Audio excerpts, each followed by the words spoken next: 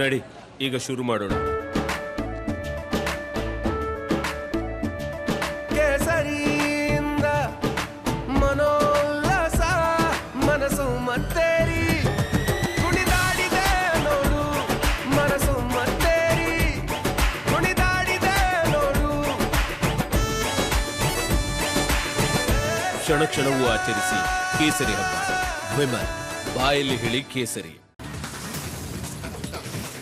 ಮೂರನೇ ಬಾರಿಗೆ ನಮೋ ಪಟ್ಟಾಭಿಷೇಕಕ್ಕೆ ಎಲ್ಲಾ ರೀತಿಯ ಸಿದ್ಧತೆಗಳು ಆಗ್ತಾ ಇದೆ. ಬಹಳ ಕಾತರದಿಂದ ಕಾಯುತ್ತಿರುವಂತಹ ಆ ಸಮಯ ಬಂದೇ ಬಿಟ್ಟಿದೆ. ಸಂಜೆ 7:15ಕ್ಕೆ ಧನುರ್ ಲಗ್ನದಲ್ಲಿ ನರೇಂದ್ರ ಮೋದಿ ಅವರು ಪ್ರಧಾನಿಯಾಗಿ ಮೂರನೇ ಬಾರಿಗೆ ಪ್ರಮಾಣ ವಚನವನ್ನ ಸ್ವೀಕಾರ ಮಾಡ್ತಾರೆ ಅಂತ. ಸೊ ಒಂದ್ ಕಡೆ ಮೋದಿ ಅವರ ಪದಗ್ರಹಣ, ಮತ್ತೊಂದ್ ಕಡೆ ಮ್ಯಾರಥಾನ್ ಮೀಟಿಂಗ್ಗಳು ಕೂಡ ನಡೀತಾ ಇರೋದು. ನೋಡಿ, ಇವತ್ತು ಯಾಕೆ ಇವತ್ತು ಅಂತೇಳಿ ಒಂದು ಕುತೂಹಲ ವಿಚಾರ ಹೇಳಲೇಬೇಕು.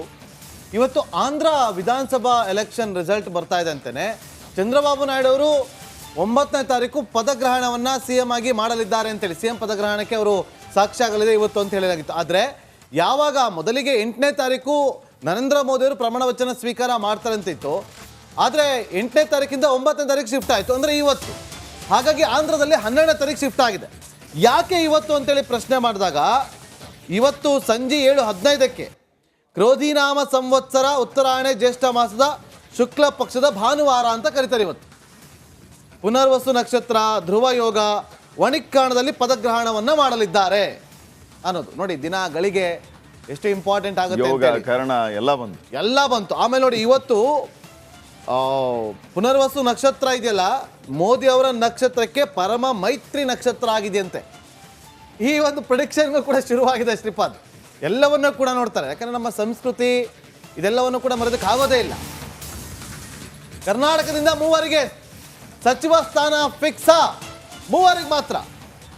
3 ಸಂಸದರಿಗೆ ಫೋನ್ ಕರೆ ಬಂದಿದೆ. ಎಚ್.ಡಿ. ಕುಮಾರಸ್ವಾಮಿ ಅವರು, ಪ್ರಹ್ಲಾದ್ ಜೋಶಿ ಅವರು, ಬಸವರಾಜ ಬೊಮ್ಮಾಯಿ ಅವರಿಗೆ ಕರೆ ಬಂದಿದೆ. ನೋಡಿ, ಮೋದಿ ಅವರ ಜೊತೆಗಿನ ಸಭೆಯಲ್ಲಿ ಈ 3 ಕೂಡ ಭಾಗಿಯಾಗ್ತಾರೆ. ಅದರಲ್ಲೂ ಕುಮಾರಸ್ವಾಮಿ ಅವರಿಗೆ ಕೃಷಿ ಖಾತೆ ಸಿಗುವ ಸಾಧ್ಯತೆ ಅಧಿಕವಾಗಿದೆ ಅಂತ ಇಲ್ಲಿ ನಾವು ಗಮನಿಸಬೇಕು. ಈಗಲೇ ಹೇಳ್ತಾ ಇದ್ದೀನಿ ಮತ್ತೊಂದು ವಿಚಾರ. ಕೃಷಿ ಖಾತೆ ಸಿಕ್ಕಿದ್ದೆ ಆದ್ರೆ ರಿಪಬ್ಲಿಕ್ ಕನ್ನಡ 4 ತಿಂಗಳ ಹಿಂದೆನೆ ಬ್ರೇಕ್ ಮಾಡಿತ್ತು ಈ ಸುದ್ದಿಯನ್ನ. ಹೌದು, ಡಿಸೆಂಬರ್ ಜನವರಿಯಲ್ಲಿ ಈ ಒಂದು ಸುದ್ದಿಯನ್ನ ಬ್ರೇಕ್ ಮಾಡಿದ್ವಿ ಸಾಧ್ಯತೆಗಳಿದೆ ಅಂತೇಳಿ. ಈ ಎಲ್ಲಾ ವಿಚಾರಗಳಿಗೆ ಸಂಬಂಧಪಟ್ಟಂತೆ ಮತ್ತಷ್ಟು ಮಾಹಿತಿಯನ್ನ ನೀಡೋದಕ್ಕೆ ನನ್ನ ಕೊಲೀಗ್ ರಂಜಿತ್ ಈಗಾಗಲೇ ಲೈವ್ ಅಲ್ಲಿ ಜಾಯ್ನ್ ಆಗಿದ್ದಾರೆ. ರಂಜಿತ್, LKM ಲೋಕ ಕಲ್ಯಾಣ ಮಾರ್ಗ ಈಗ ಒಂದು ರೀತಿ ಆಕರ್ಷಣೀಯ ಕೇಂದ್ರ ಬಿಂದು. ಕಾರಣ, ಅಲ್ಲಿ ಮಹತ್ವದ ಸಭೆಗಳು ನಡೀತಾ ಇರುವಂತದ್ದು, ನಾನಾ ವಿಚಾರಗಳಿಗೆ ವೇದಿಕೆ ಆಗ್ತಾ ಇರುವಂತದ್ದು. ಈ ಮೀಟಿಂಗ್ ಯಾವೆಲ್ಲ ವಿಚಾರಗಳಿಗೆ ಸಾಕ್ಷಿ ಆಗ್ತಾ ಇದೆ?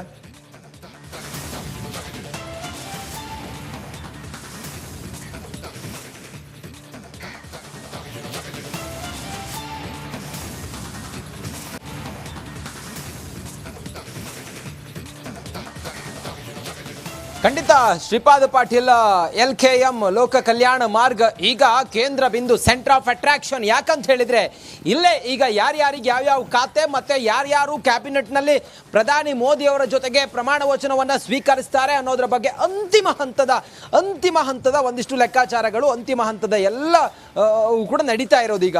ಹಾಗಾಗಿ ಇದು ಈಗ ಸೆಂಟರ್ ಆಫ್ ಅಟ್ರಾಕ್ಷನ್. ಇನ್ನು ನೀವು ಹೇಳ್ತಾ ಇದ್ರಿ ಕುಮಾರಸ್ವಾಮಿ ಅವರು ಕೃಷಿ ಮಂತ್ರಿ ಆಗ್ತಾರೆ, ಕುಮಾರಸ್ವಾಮಿ ಅವರು ಮಂಡ್ಯ ಲೋಕಸಭಾ ಕ್ಷೇತ್ರದಲ್ಲಿ ನಿಲ್ತಾರೆ ಅನ್ನೋದನ್ನ ರಿಪಬ್ಲಿಕ್ ಕನ್ನಡ 4 ತಿಂಗಳ ಹಿಂದೆನೆ ಹೇಳಿತ್ತು. 4 ತಿಂಗಳ ಹಿಂದೆನೆ ಕುಮಾರಸ್ವಾಮಿ ಅವರು ಮಂಡ್ಯದಲ್ಲೇ ಸ್ಪರ್ಧೆ ಮಾಡ್ತಾರೆ ಅನ್ನೋದ್ರ ಬಗ್ಗೆ ನಾವು ಹೇಳಿದ್ವಿ. ಅದಾದ ನಂತರ ಅವರನ್ನ ಕೃಷಿ ಮಂತ್ರಿಗಳನ್ನಾಗಿ ಮಾಡ್ತಾರೆ, ಕ್ಯಾಬಿನೆಟ್ ದರ್ಜೆಯ ಸ್ಥಾನ ಅವ್ರಿಗೆ ಸಿಗುತ್ತೆ. ಆ ಮೂಲಕ ಒಂದು ಲೆಕ್ಕಾಚಾರವನ್ನ ಕುಮಾರಸ್ವಾಮಿ ಅವ್ರನ್ನ ರಾಷ್ಟ್ರ ರಾಜಕಾರಣದತ್ತ ಮೂವ್ ಮಾಡುವತ್ತ ಹೊರಟಿದ್ದಾರೆ. ಬಿಜೆಪಿ ಅಲೈನ್ಸ್ ಮತ್ತೊಂದು ಎಲ್ಲವನ್ನೂ ಕೂಡ ನಾವು ಅವತ್ತೇ ಹೇಳಿದ್ವಿ. ಎಸ್, ನಾವು ಹೇಳಿದ್ದು ನಿಜ ಆಗಿದೆ. ಕುಮಾರಸ್ವಾಮಿ ಅವರಿಗೆ ಕರೆ ಬಂದಿದ್ದೂ ಆಗಿದೆ. ಕುಮಾರಸ್ವಾಮಿ ಅವರು ಕ್ಯಾಬಿನೆಟ್ ದರ್ಜೆಯ ಮಂತ್ರಿ ಆಗೋದು ಪಕ್ಕ ಆಗಿದೆ. ಕುಮಾರಸ್ವಾಮಿ ಅವರು ರಾಷ್ಟ್ರ ರಾಜಕಾರಣದಲ್ಲಿ ತೊಡಗಿಕೊಳ್ಳೋದು ಪಕ್ಕ ಆಗಿದೆ. ಕುಮಾರಸ್ವಾಮಿ ಅವರು ಕೃಷಿ ಮಂತ್ರಿಯಾಗಿ ನರೇಂದ್ರ ಮೋದಿ ಅವರ ಕ್ಯಾಬಿನೆಟ್ನಲ್ಲಿ ಸುಮಾರು 30 ಜನರ ಜೊತೆಗೆ ಅವರೂ ಕೂಡ ಪ್ರಮಾಣ ವಚನವನ್ನು ಸ್ವೀಕರಿಸೋದು ನಿಕ್ಕಿ ಆಗಿದೆ. ಇನ್ನೇನು ಕೆಲವೇ ಗಂಟೆಗಳು ಮಾತ್ರ ಬಾಕಿ ಇದೆ. ಅದೆಲ್ಲದಕ್ಕೂ ಕೂಡ ಇಡೀ ರಾಜ್ಯದ ಜನ ಕಾಯ್ತಾ ಇದ್ದಾರೆ. ಕುಮಾರಸ್ವಾಮಿ ಅವರ ಜೊತೆಗೆ ಬಸವರಾಜ ಬೊಮ್ಮಾಯಿ ಅವರು ನಾವು ನೋಡಬೇಕು. ಶ್ರೀಪಾದ್ ಪಾಟೀಲ್ 3 ಜನ ಈ ಬಾರಿ ಎಕ್ಸ್ ಮುಖ್ಯಮಂತ್ರಿಗಳು ಸಂಸದರಾಗಿದ್ದಾರೆ. ಕುಮಾರಸ್ವಾಮಿ ಅವರ ಜೊತೆಗೆ ಬಸವರಾಜ ಬೊಮ್ಮಾಯಿ ಹಾಗೆ ಜಗದೀಶ್ ಶೆಟ್ಟರ್ ಅವರು. ಇವರಿಗೇನಾದರೂ MOSಗಳನ್ನು ಕೊಟ್ಟರೆ ಅದು ಅವರಿಗೆ ಮಾಡುವಂಥ ಅಗೌರವ ಅನ್ನೋ ರೀತಿಯಲ್ಲಿ ಚರ್ಚೆ ಆಗ್ತಾ ಇತ್ತು.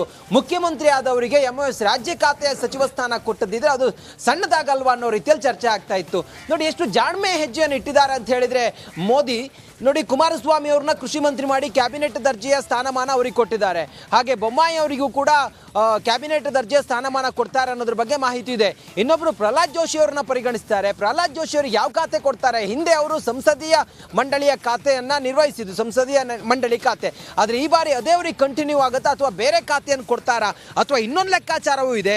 ಪ್ರಹ್ಲಾದ್ ಜೋಶಿ ಅವರನ್ನ ಸ್ಪೀಕರ್ ಮಾಡ್ತಾರೆ ಅನ್ನೋದ್ರ ಬಗ್ಗೆಯೂ ಕೂಡ ರಾಜಕೀಯವಾಗಿ ಅಥವಾ ದೆಹಲಿ ರಾಜಕಾರಣದಲ್ಲಿ ಅಥವಾ ರಾಜಕೀಯವಾಗಿ ಕೇಳಿಬರ್ತಿರುವಂಥ ಚರ್ಚೆ. ಇದೆಲ್ಲವನ್ನ ಹೇಗೆ ಬ್ಯಾಲೆನ್ಸ್ ಮಾಡ್ತಾರೆ ಅನ್ನೋದು ಕುತೂಹಲ. ಯಾವಾಗಲೂ ಕೂಡ ಬಿಜೆಪಿಗೆ ದಕ್ಷಿಣ ಭಾರತ ಅನ್ನೋದು ಬಹಳ ಪ್ರಮುಖವಾಗುತ್ತೆ. ದಕ್ಷಿಣ ಭಾರತದಲ್ಲಿ ಈ ಬಾರಿಯ ಪ್ರೋಗ್ರೆಸ್ ಅನ್ನ ನೋಡಿದಾಗ 20 ಸ್ಥಾನಗಳು ದಕ್ಷಿಣ ಭಾರತದಲ್ಲಿ ಅಧಿಕ ಪ್ರೋಗ್ರೆಸ್ ಆಗಿದೆ ಬಿಜೆಪಿಗೆ. ರಂಜಿತ್, ಮತ್ತೆ ನಿಮ್ಮನ್ನ ಸಂಪರ್ಕ ಮಾಡ್ತೀವಿ. ದೃಶ್ಯಾವಳಿಯಲ್ಲಿ ಗಮನಿಸ್ತಾ ಇದೀವಲ್ಲ ನಮ್ಮ ಸ್ಕ್ರೀನ್ ಮೇಲೆ, ಯಾರೆಲ್ಲ ಹೋಗಿದ್ದಾರೆ ನೋಡಿ. ಜನಾರ್ದನ್ ರೆಡ್ಡಿ ಅವರು ಹೋಗಿದ್ದಾರೆ, ಹರೀಶ್ ಪುಂಜ್ ಅವರು ಇದ್ದಾರೆ ಅಲ್ಲಿ. ದೃಶ್ಯಾವಳಿಯಲ್ಲಿ ಗಮನಿಸ್ತಾ ಇದ್ದೀವಿ ನೋಡಿ. ಕುಮಾರಸ್ವಾಮಿ ಅವರಿದ್ದಾರೆ, ಲಹರ್ ಸಿಂಗ್ ಅವರಿದ್ದಾರೆ, ಯದುವೀರ್